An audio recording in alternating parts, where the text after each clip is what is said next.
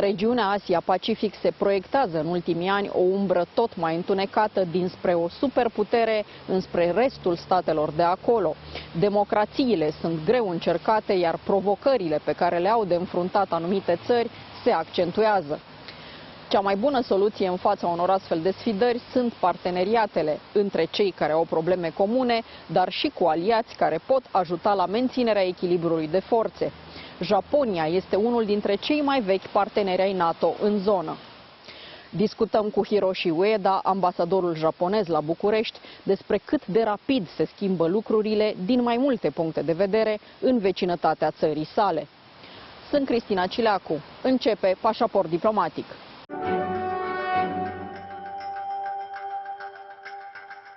Hiroshi Ueda, ambassador of Japan in Bucharest, welcome to Diplomatic Passport. Thank you very much for having me. I'm very glad to be in this program. O zonă cu multe nuanțe de gri, așa putem descrie competiția între statele din regiunea Asia-Pacific. Pe de o parte se poate observa o militarizare puternică a zonei, pe de alta se intensifică schimburile comerciale. Devine însă tot mai complicat să se păstreze echilibrul construit după cel de-al doilea război mondial, bazat pe o serie de acorduri economice, de securitate și juridice. Principiile testate în timp, precum libertatea de navigație, transparența, soluționarea pașnică a disputelor sau respectarea suveranității statelor, sunt acum supuse presiunii din partea celei de-a doua cea mai mare economie a lumii, China. Sferele de influență, care înseamnă practic o dominare din partea unei superputeri, încep să-și piardă din utilitate. Statele mai mici înțeleg acum bine că deschiderea spre ceilalți le face mai puternice și le asigură o dezvoltare sustenabilă. Ambassador, let's start our discussion with a look towards the Asia-Pacific area, where things are getting hotter and hotter, because we see that China is militarizing quite a lot the area, and of course we are talking about Japan, one of the most important partner of NATO in the region. And your country is also increasing the budget for defense. How shall we understand the perspective of Japan over China from this point of view? Well, it's a very difficult question. I mean, China, as you know, the situation of China is changing dramatically recently. For example, it's the number 2 economically biggest country in the world. And if you think about the trade between Japan, it's expanding dramatically. The biggest trade partner for Japan was the United States until 2007, but it reversed to China, and it's maybe 1.5 times bigger than the trade amount between the United States. So China is the presence of China is increasing dramatically, and I think the most important thing is that like this, Japan is number 3 biggest economical existence. So Japan and China should share a kind of responsibility in the world society. I mean, to address regional and international issues. So the important thing is for China is to, of course, follow the rules and fulfill the responsibility in the world and meet the expectations of the world. That's the fundamental thing, I think. Japonia își crește bugetul pentru apărare cu o sumă record. De altfel, bugetele militare cresc în toată regiunea. Însă, așa cum spuneam și mai devreme, competiția nu este doar de natură armată. Instrumentele economice sunt folosite acum în scopuri strategice. Se încearcă o rescriere a regulilor economiei globale, iar China ocupă și această postură. Capacitățile de descurajare a Chinei, parteneriatele militare și de informații sunt importante, dar statele din Asia-Pacific sunt nevoite să dezvolte alianțe mai strânse pe mai multe planuri, pentru a rezista în fața asaltului pe diferite planuri. Japonia are un rol important de jucat în această privință, pentru că poate contribui la dezvoltarea regiunii prin promovarea cooperării bazate pe deschidere între țările din Asia-Pacific. Este însă esențial să se înțeleagă că o decuplare totală de China este imposibilă.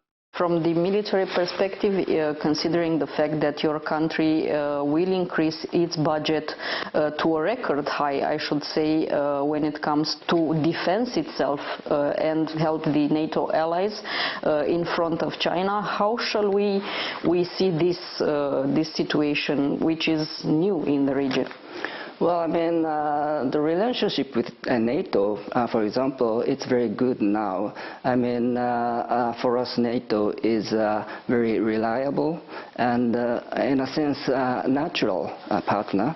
And, well, as I told you, that the existence of China is changing. So the point is that the situation is changing in the especially in the East Asia region, East China Sea and South China Sea. So the collaboration with NATO or the United States, European countries, our like-minded countries is very important for us. So it's a kind of mixture of the budget is one thing, of course, but the most important thing is the dialogue, diplomacy, conversation with the colleagues and of course China, and I mean the peaceful solution is the most important thing.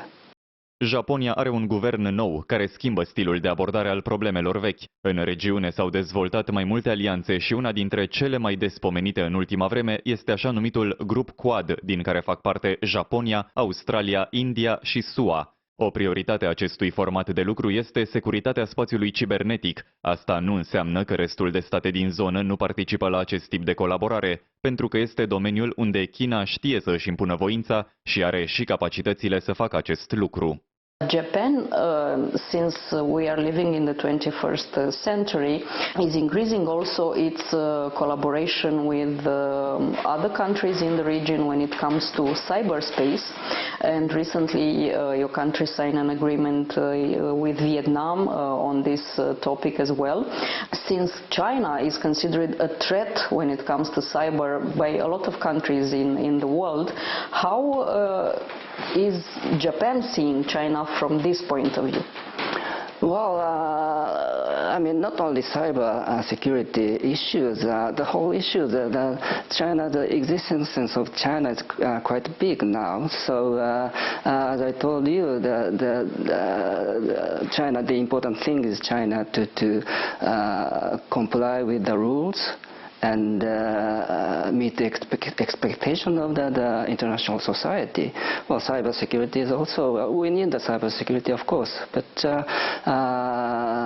the important thing is to not only one issue, but also that we have to think about the whole issue. I mean, many issues at the same time.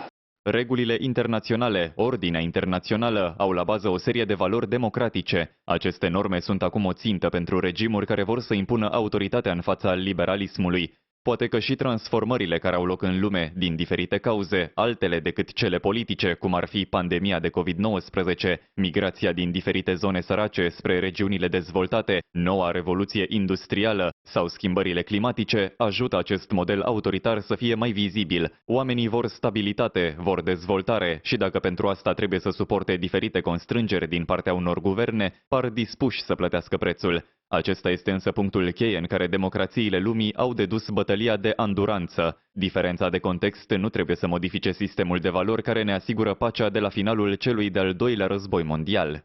And does China comply with these international rules? Because if we read the news, looks like somehow it's trying to avoid. So how do you describe, let's say, the effort of the international community, of your country included, to keep this balance of making China, as you said, compliant to the international rules? Is it happening? Well, for example, the South China Sea, there's a dispute, and the conclusion, I mean, award of the tribunal was declared, I mean, issued, and China has to comply with that.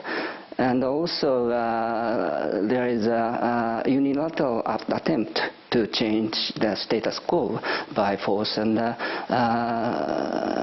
coercion. So the situation of at least East Asia is changing dramatically, I reckon. Japonia este un nume aproape sinonim cu dezvoltarea tehnologică. Exemplul japonez trebuie însă înțeles din perspectiva de utilizare a avantajelor tehnologice, pentru că în cazul acestei țări lucrurile sunt făcute pentru folosul oamenilor, nu împotriva lor. A treia cea mai dezvoltată economie din lume, Japonia, este concurentă și în acest domeniu cu China. Diferența majoră între investițiile în tehnologie pe care le fac cele două țări se referă la practicabilitatea lor la scară globală. Your country is famous for a lot of time for its advanced technology, and in this area technology is also changing people's life in a good way, but also it's a way to control the life of the people. One can use technology for different reasons. What is the strategy of Japan when it comes to technology in order to avoid having this type of love and hate relationship with technology, and rather to make it work for humanity? Well, technology is I mean, very important thing, of course, and Japan tried to be the nation of technology and innovation. And well, we just in this June formulated action plan for the growth strategy, which is full of technology and innovation. And of course, technology is in a sense very dangerous, because if it's used badly, the situation is getting worse. So the important thing is that we are in the difficult time of COVID-19 pandemic, and we need the technology. We have to use the technology, for example, to tackle this kind of disastrous situation. And so we have to use the technology in a good manner, in a good way. And we are very I think that Japan is the country of technology, so we are very willing to use this technology to the right direction. Planul de reconstrucție de după cel de-al doilea război mondial, pe care Japonia l-a transformat într-un succes, pare să fie acum un model pentru China. Supremația tehnologică pe care chinezii vor să o obțină are ca plan de extindere întreaga lume. Japonezii se limitau la propria țară. China însă investește în tehnologie mai mult decât în orice altceva. Au atins deja nivelul de teste pentru computerele cuantice, adică mașini care pot decripta algoritmii care în prezent protejează confidențialitatea și integritatea comunicațiilor digitale din întreaga lume. China, coming back to this topic, is also trying to become a very important power when it comes to technology. They have a dream. The president Xi Jinping has this, let's say, plan to dominate the world from the technological point of view, and this plan is often compared with the plan that Japan had after the post-war resurgence. Shall we be worried? Of course there are differences, is the size of the country, the number of the people, the ideology in the end, the values and so on and so forth, but shall we be worried over this Chinese plan? Since you are in the area, you know better China. Well, I'm not very, I do not well know about Chinese, technological policies, but for us, Japan, as you said, after the World War II, we had we achieved, miraculous reconstruction of the country, and it was because of the technology and innovation. For example, the bullet train, or computers, supercomputers, or infrastructure techniques. As I told you, it's necessary to use the technology to the right direction, to the prosperity of the world. For us, Japan, the prosperity for the Japanese country. Yes, but that plan of Japan was for Japan, and the plan of China is for world domination. And shall we be worried, as I asked before? Well, I don't know much about that, so I cannot have the direct answer now. But well, as I told you, we Japan used the technology, and then it was good for the whole world, not only for Japan. So you know.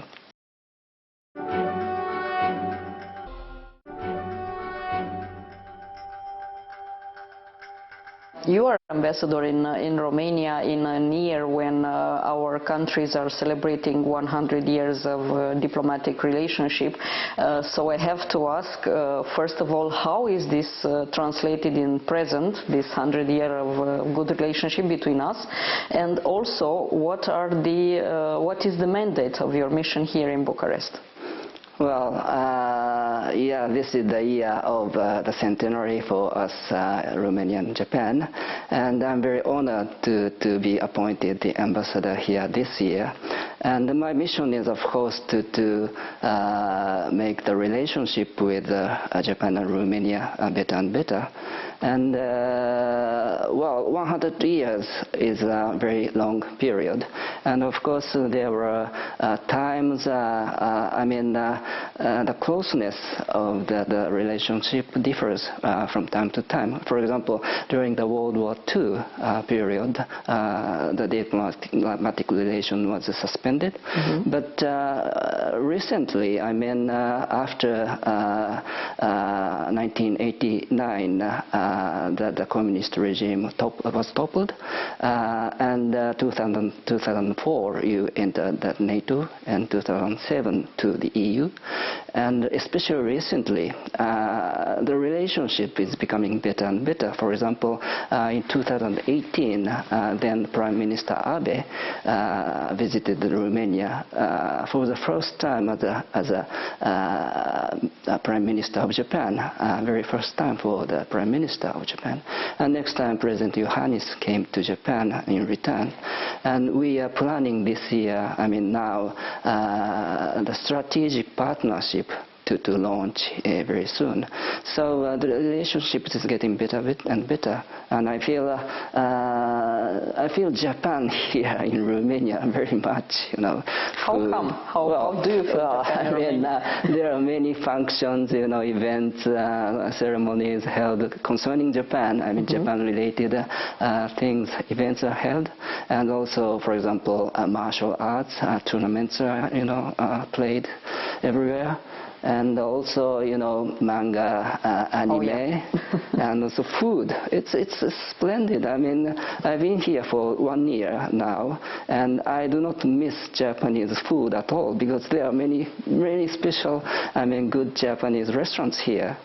And I think the Japanese language, you know, many Romanian people speak Japanese language, which is amazing for me.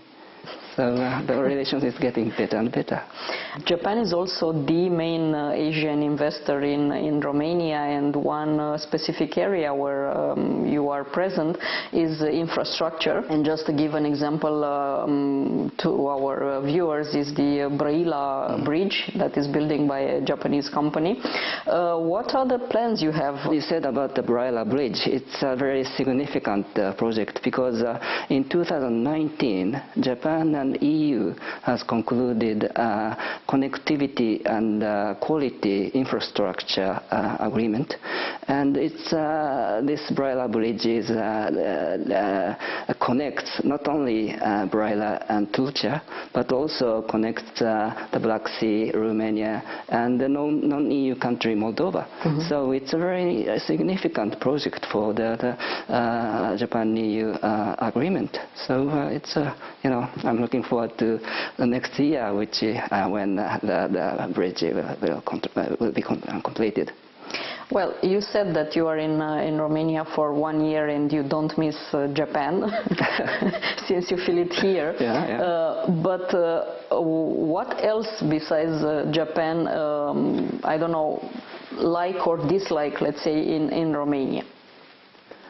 Well, it's very difficult for me to find the dislike thing in Romania. But well, I can give you a list. But anyway, I like Romanian people. I mean, you're very, how do you say, jovious, very, I mean, active, and you like humorous, I mean, jokes, right? Yeah. And well, it's very. I feel happy being here. So, talking about people, Romanian people, well, I'm very happy to be here. Ambassador, thank you so much for this interview. Thank you.